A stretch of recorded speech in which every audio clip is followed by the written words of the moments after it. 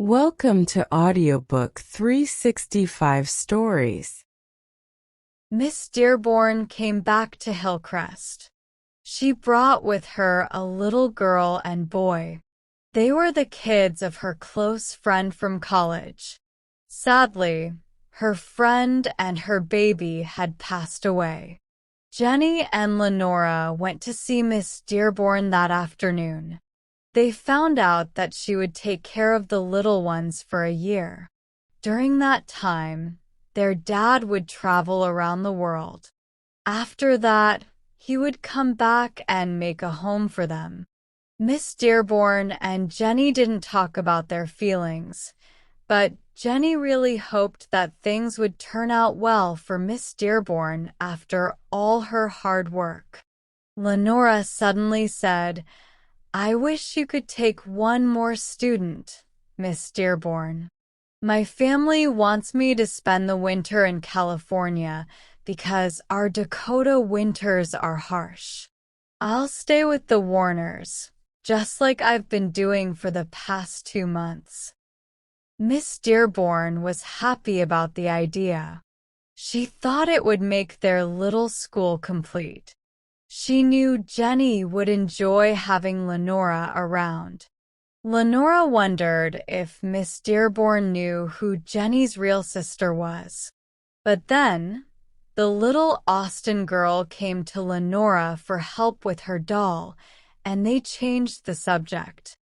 On their way home, Lenora wondered if Jenny would ever find out that Gwen was her real sister. Charles had told Lenora about it.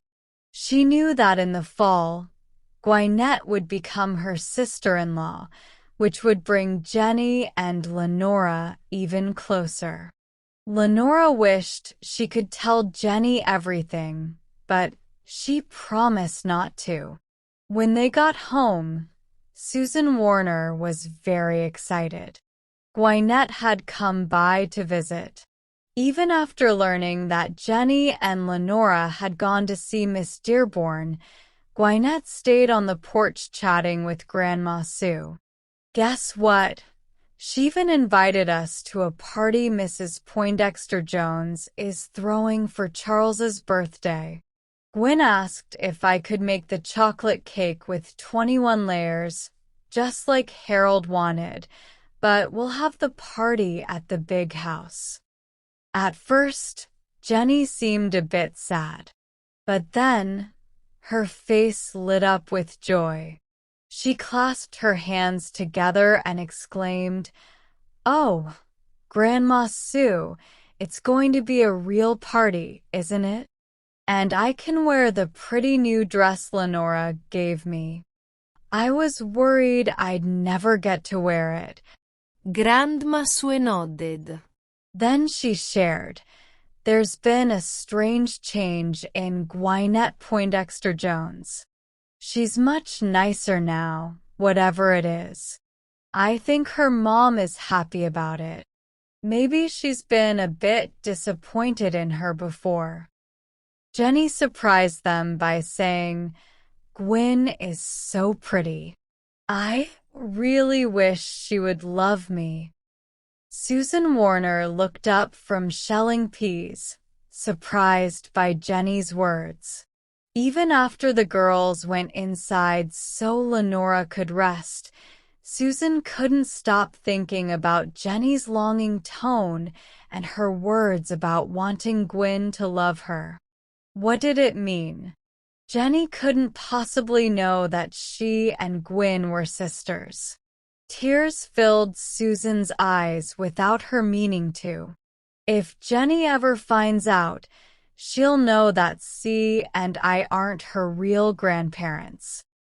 Then Susan scolded herself for being selfish. C was right when he said it wouldn't change how much Jenny cares for us. He said nothing could. But her hands shook as she added the shelled peas to the boiling water.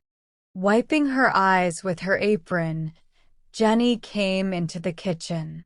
She immediately hugged the old woman tightly. With a gentle smile, she said, "Grandma Sue, I love you."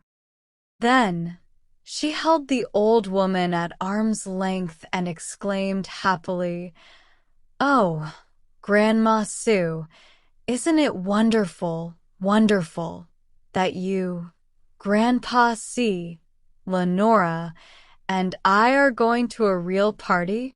It's the very first party I've ever been to."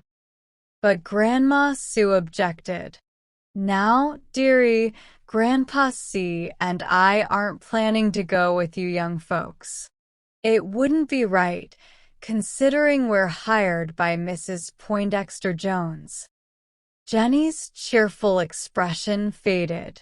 She stepped back and shook her finger at Grandma Sue, sounding firm.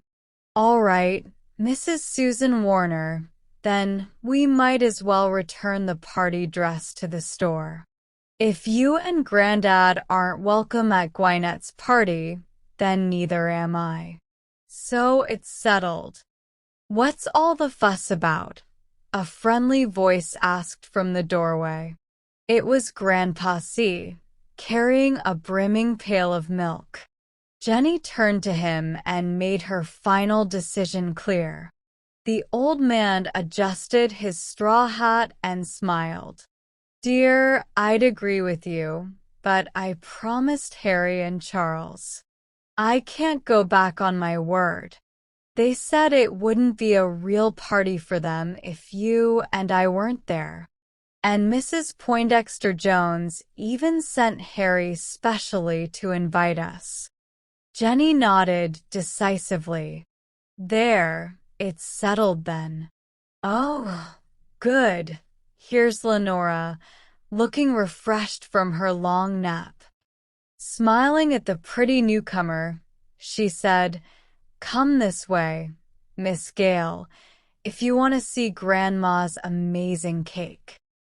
"Tut, tut, Jenny dear, I didn't make it look pretty," Grandma Sue protested.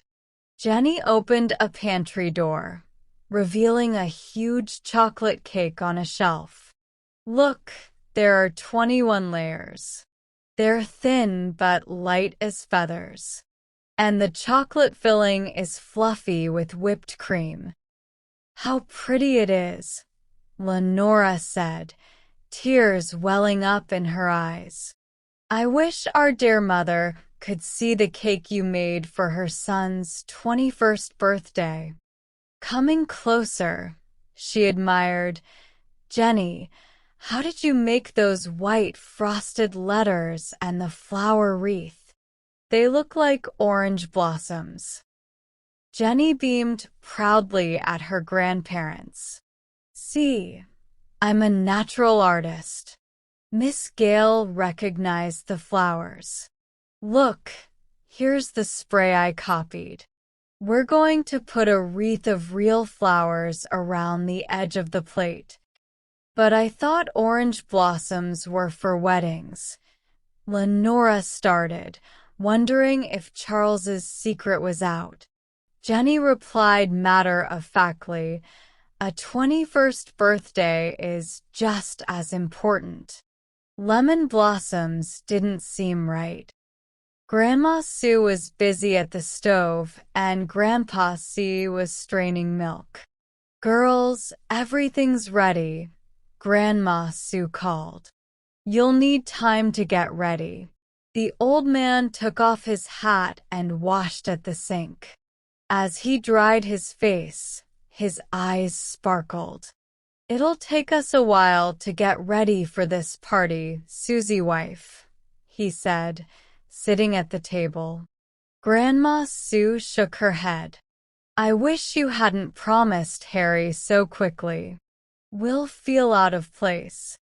"Well, I'm not so sure about it either, but I can't go back on my word," Grandpa C said, trying to look repentant. "You're not fooling anyone, Grandpa C." Jenny laughed. "I can tell by the twinkle in your eye that you plan tea."